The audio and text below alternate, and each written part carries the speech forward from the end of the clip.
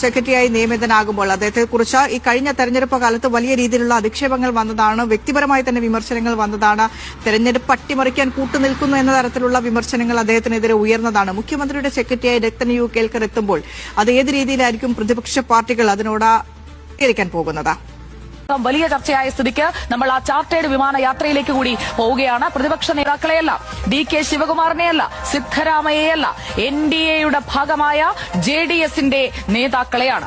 BJP പിന്തുണയിൽ MLC ആയ ഫറൂഖിനെയും കോൺഗ്രസ് വിട്ട് JDSലെത്തിയ മൊഹിയുദ്ദീനെയും പ്രതിപക്ഷ നേതാവ് ഫ്ലൈറ്റ് ചാർട്ടർ ചെയ്ത് പോയി കണ്ടത് എന്തിനാണ്? വിമാനത്തിൽ ഒക്കട്ടവൻ ആരപ്പ എന്ന് രാഹുൽ ഗാന്ധിയെ കൊണ്ട് പാടിക്കുകയും സ്വർണ്ണപ്പാളി കേസിൽ SIT ചോദ്യം ചെയ്ത വ്യക്തിക്കൊപ്പം ചാർട്ടേഡ് ഫ്ലൈറ്റിൽ യാത്ര ചെയ്യുകയും ചെയ്യുന്ന VD സതീശനെയാണ് ഇപ്പോൾ എത്ര സീറ്റ് നേടും? 100-ലധികം സീറ്റുമായി തിരിച്ചു വരും. ആദ്യം പറഞ്ഞു തന്നെ ഒരു സംശയമില്ല.